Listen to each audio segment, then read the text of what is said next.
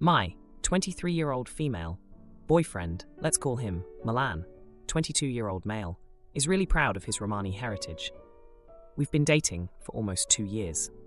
I've always had reservations about him bringing it up around my family and close friends, especially considering they can be pretty conservative.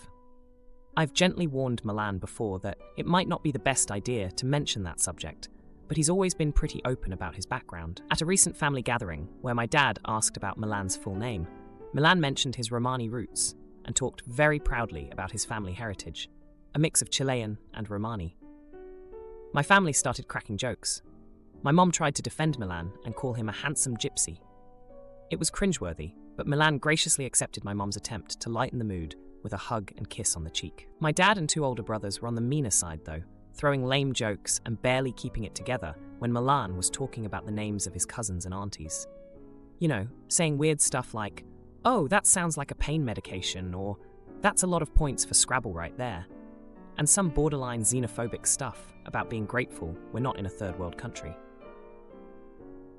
My younger sister gave my dad a nasty side-eye, but sort of zoomed out of the conversation. I froze up and just laughed along nervously, hoping it would blow over. To make matters worse, we started discussing a family weekend getaway that's coming up real soon, a tradition to celebrate my mom's birthday. My mom invited Milan right then and there, but my dad couldn't resist making a snide comment about inviting tramps and thieves too. Some lazy joke referencing an old Cher song, I guess. Milan was a good sport and accepted the invitation. A few days later, I straight up lied to Milan, telling him the trip was cancelled. I know it was a white lie, but I just couldn't bear the thought of him enduring all those thoughtless comments from my family. And yeah, I'm skipping out on the trip too. I love Milan. He's perfect in any other aspect, and the last thing I wanted was for him to feel uncomfortable or ridiculed during what was supposed to be a relaxing getaway. I confided in my sister about all this, and she called me out, saying I'm no better than the rest of the family. I mean, it's not like I'm planning to never invite Milan to family events again. It's just until the whole conversation about his heritage dies down. Edit. Grammar and spell check. Removing surname. Info. I've corrected family and friends in the past, but it's challenging when their comments are brushed off as jokes. When I mentioned my boyfriend is perfect in any other way, I'm referring to this issue. Not his background. I'm not implying it's his fault or that I don't value his background. Last edit. I'll take the advice and confront my family. I'll come clean to my boyfriend. Milan laughs everything off. He pulls off his charming smile, and it's like it's not even an issue for him. He's always the bigger person in every situation. We've been called a coward, and yeah, I've always struggled to confront my dad and brothers. That's on me. That's my fault. Someone said, you aren't ready to be Milan's partner, and that he deserves better. And you know, maybe you guys are right, but I want to do better. Now, for a few comments before the update. Comment 1. You're the idiot. Lying is never the answer, and this isn't a white lie. You should have been honest with him and talked to your family about their insulting comments. You can't expect it to magically die down.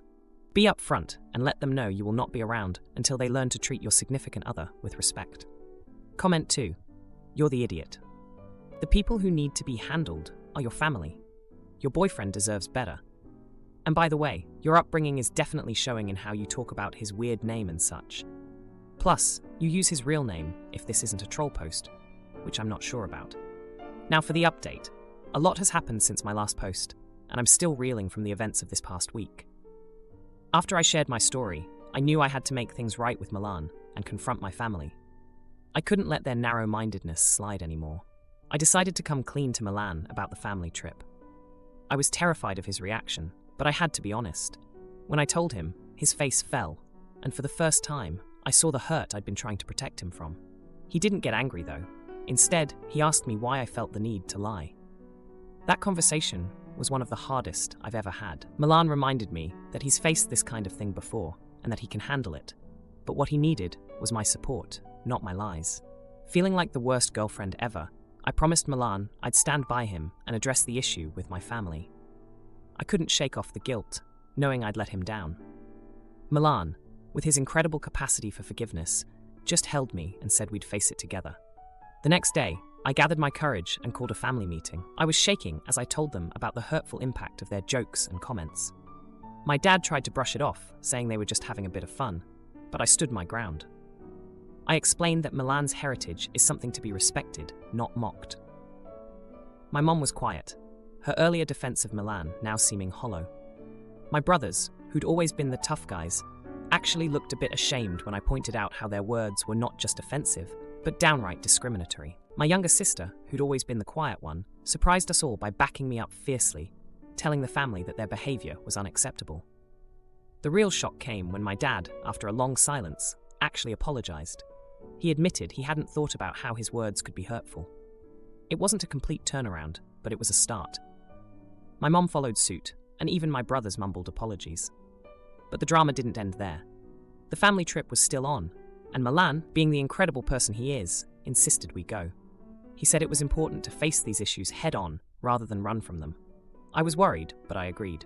The weekend started tensely, with everyone walking on eggshells around Milan. But then, something unexpected happened. Milan, with his charm and genuine interest in people, started winning my family over.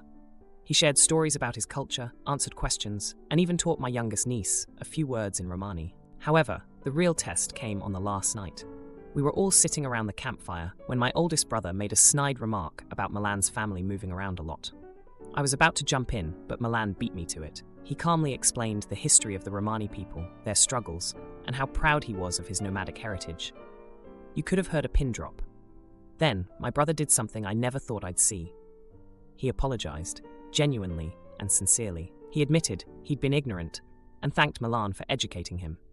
It was a jaw-dropping moment for everyone. The rest of the trip passed without incident, and it felt like a new chapter was starting for my family. Milan and I grew closer, and I learned a valuable lesson about honesty and standing up for what's right. But just when I thought we'd turned a corner, another confrontation awaited us back home. My dad's brother, my Uncle Rick, who hadn't been on the trip, caught wind of the new family dynamic and decided to give his 2 cents. He cornered Milan at a family dinner, spouting the same old prejudices. This time, without hesitation, I stepped in. I told Uncle Rick that his views were not welcome, and that if he couldn't respect Milan, he wouldn't be welcome either. It was a bold move, and it caused a rift, but Milan squeezed my hand under the table, and I knew I'd done the right thing. The fallout from that dinner is still ongoing. Uncle Rick is stubborn, and some family members think I was too harsh, but Milan stands by me, and so does my sister, and surprisingly, my parents and brothers. Co-worker always complains about the lunch I get her, so I stop including her, and she trashes me to others. But when she accuses me of sabotage, HR steps in, and I quit lunch duty. Since the pandemic, I rarely go into the office in person. I go in maybe once a month, and when I do, I like to order out for lunch to try new restaurants. My co-workers noticed I was ordering fun lunches and wanted in, so now when I go into the office, I'll circulate an email inviting other people to order. If they Venmo me the cost of their food, I'll pick up the order from the restaurant. I am not making any profit here. Everyone pays for their own food, myself included. I am simply driving out to pick up the orders and bring them back to the office. One of my co-workers orders every time I am in. The thing is, she is an extremely picky eater to the point that I don't know why she bothers trying new restaurants. Since she is always unhappy, she essentially eats plain meat, no seasoning, and cannot be ethnic meat, whatever that means, and either plain rice or bread. She does eat chicken nuggets, hamburgers, and plain foods like that. She doesn't eat vegetables or dairy, and her food cannot have any seasoning, not even salt. If her meal comes with anything else, she gets upset. I've asked, and she does not have any food allergies. She makes so many modifications and special requests to her orders, and somehow every restaurant always gets her orders wrong. She gets mad at me every time this happens. It's to the point where I open up her order at the restaurant, before I leave, at her request, to double check if they prepared the food how she wants. But half the time, I don't even know what to look for because her order is so specific. She's asked me to drive her food back, get a refund, etc.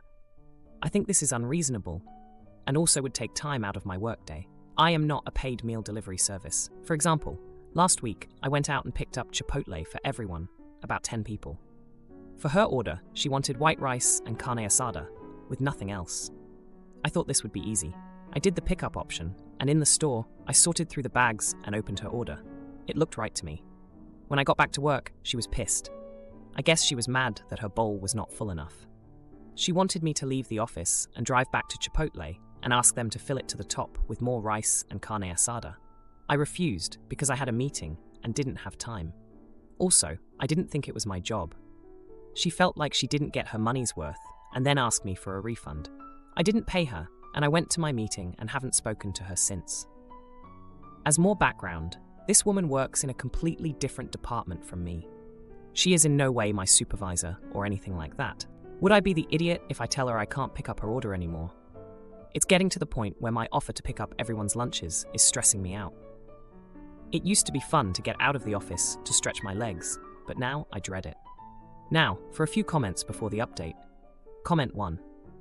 Not the idiot. I think you should try a softer approach first. Something like, due to the growing number of orders, I won't be able to do any quality control on pickups going forward.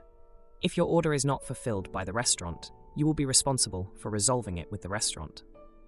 I won't be able to return them or compensate anyone. Please order accordingly. If you are clear about your role and she still complains, you can totally blacklist her. Comment 2. Absolutely. You would not be an idiot. I guess she was mad that her bowl was not full enough. She wanted me to leave the office and drive back to Chipotle and ask them to fill it to the top with more rice and carne asada. You're doing this for people as a nice thing, a favor. Your description of her behavior is a litany of H-olery. No, never again. Go kick rocks. In whatever terms someone as nice as you are says that. Now, for the update. Hey everyone, thanks for all the comments on my last post. I wanted to give you an update on the lunch situation at work, and let me tell you, it's been a rough couple of weeks. So, after the whole Chipotle fiasco, I thought things would cool down, but boy was I wrong. My coworker, let's call her Karen, didn't take it well when I finally told her I couldn't pick up her order anymore. She confronted me right in the middle of the office, and it was like a scene straight out of a soap opera. She accused me of being selfish and not understanding her needs. I tried to stay calm, but it was tough with everyone staring at us. Now, let me give you a bit of history on Karen. She's been with the company for years, and she's known for being difficult. I remember when she first started, she would bring her own lunch every day, and it was always the same, plain chicken and rice. No one really paid much attention until she started joining in on the group orders. Anyway, back to the confrontation. I explained to her that it wasn't my responsibility to ensure her order was perfect, especially with her very particular tastes. She stormed off, and I thought that was the end of it. But later that day, I found out she had been bad-mouthing me to some of our co-workers, saying I was the reason she was starving because I wouldn't help her out. The next time I went into the office, I stuck to my guns and didn't include her in the lunch email. But then, during lunchtime, Karen came up to me with tears in her eyes. She told me she had no one else to turn to and that she was going through a tough time. Her long-term boyfriend had broken up with her, and she was feeling alone. I felt a pang of sympathy, but I also remembered how she had treated me. In the midst of all this, another co-worker, let's call him Mike, got involved. Mike has always been the office charmer, and he's got a history with Karen. They used to date, and it was the talk of the office for months. They broke up a while ago, but there was always this tension between them. Mike pulled me aside and told me that Karen was really struggling with the breakup, and that her behavior was a cry for help. He asked if I could just give her another chance. I was hesitant, but I agreed to talk to her. So, I sat down with Karen, and we had a heart-to-heart. She opened up about how her ex-boyfriend was the one who always took care of her meals because he understood her eating habits. Now that he was gone, she felt lost. I started to understand why she was so fixated on her lunch orders. I decided to give her one last chance. The next time I went to pick up lunch, I made sure to double-check her order myself. But when I got back to the office, Karen was nowhere to be found. It turns out she had left early for a doctor's appointment and forgot to tell me. When she finally came back, she saw her lunch sitting on her desk, cold and unappetizing. She lost it. She yelled at me in front of everyone, saying I had done it on purpose. That's when Mike stepped in and tried to calm her down, but she wouldn't have any of it. She threw her lunch in the trash and stormed out. The next day, Karen didn't show up to work. Rumors started flying around that she had been given a warning by HR for her outburst. Mike looked guilty, like he felt responsible for pushing me to help her. As for me, I've decided that I'm done with the lunch runs. It's not worth the drama, and I need to focus on my own work. I haven't heard from Karen since that day, and I'm not sure when or if she'll be back at the office. I reveal Dad's dark past to Nurse, and she tells him so he blows up at me, and now my son won't talk to me, and Brother takes his side while Dad plans to leave, and I'm left with regret. 2 years ago, my dad broke his hip. He has regained the ability to walk with a mobility aid, but cannot live alone. So he agreed to move into an assisted living rehab program. Now, my dad and I do not have a good relationship. He was not a good father growing up, emotionally hurtful, spoke down to us every opportunity he had. He was also awful to our mother and very controlling. The only reason my brother and I stayed in his life was for our mother. Once she passed away 3 years ago, it was like a switch flipped. He became this nice, caring man. The issue was, he wanted to pretend the past didn't exist. My brother and I are both in therapy and offered to go with him. He refused, saying the past is the past. We both went low contact after a huge argument where our dad claimed we were being jerks for not magically forgiving him and wanting to force him into therapy. However, after he broke his hip, we got back in contact. He is actually more understanding now, still unwilling to attend therapy, but the three of us have come to an acceptance that this relationship is fractured. My brother hasn't visited my dad in a year, though he is our dad's power of attorney and handles all the medical, financial, etc. choices. I visit once every few months, but never for very long. Now, as I said, my dad is a huge charmer. He has the nurses wrapped around his finger. More than once, they've made comments about how they wish my dad had more visitors. I shrugged it off. One nurse in particular, Sandra, has made the most comments. My son is in his 20s, and he visits my dad often. My dad was always a better grandfather than he was a dad, so I support their relationship. My son recently broke his ankle, so he couldn't visit my dad for a bit. I agreed to take him.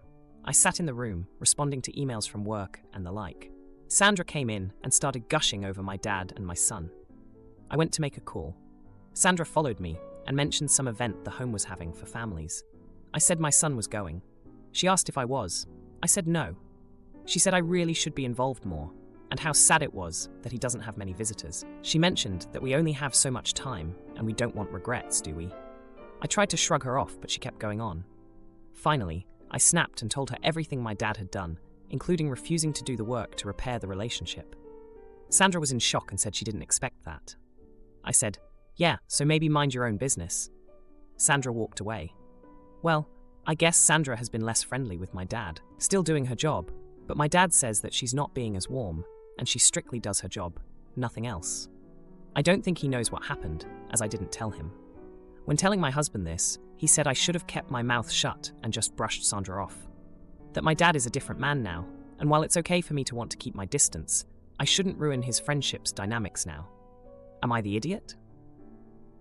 Now for a few comments before the update. Comment 1. Not the idiot. Sandra was, and continues to be, very unprofessional. If she, a near stranger, was not literally harassing you in the hospital, you never would have had this conversation. I do think there is validity to the idea that his past transgressions should not poison relationships he has made since. And it would have been better if you'd found another way to put her in her place, without airing a lot of dirty laundry. But I don't consider you TA for how this came out. Comment 2, not the idiot. He refused, saying, the past is the past. I hate this. It's rug sweeping, and it is invalidating. It's one thing if both parties agree to let bygones be bygones.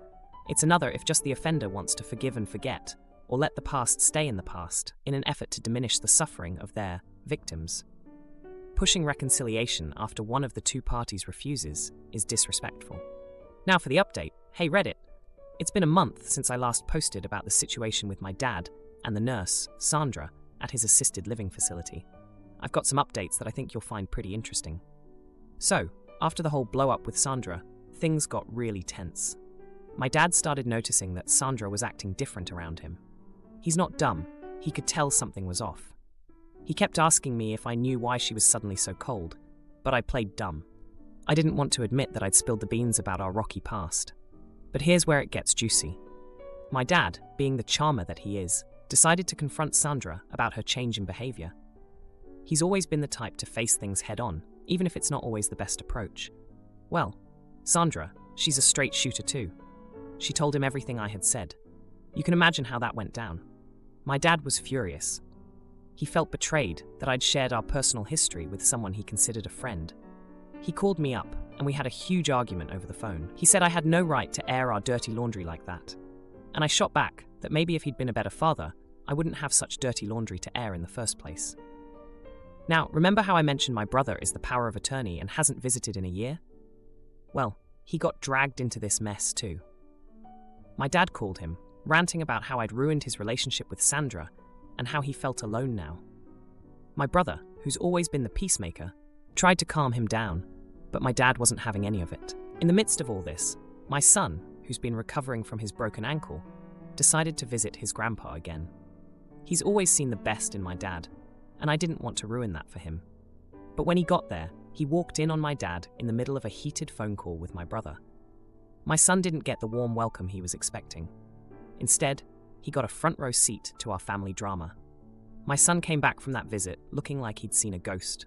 He told me he'd never seen Grandpa so angry and that it scared him. He said he didn't want to get caught in the middle of this anymore.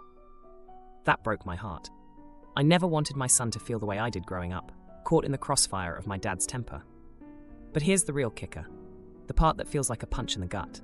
My dad, in his anger, told my son some things about me that I'd never shared with anyone. He brought up mistakes I'd made in my past, things I'm not proud of, and used them to paint me as the bad guy in all this.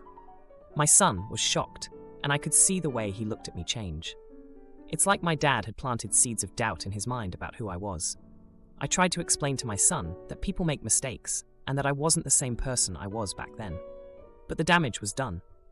My son has been distant since that conversation, and it feels like I'm losing him. Just like I lost my dad all those years ago. As for Sandra, she's still keeping her distance from my dad.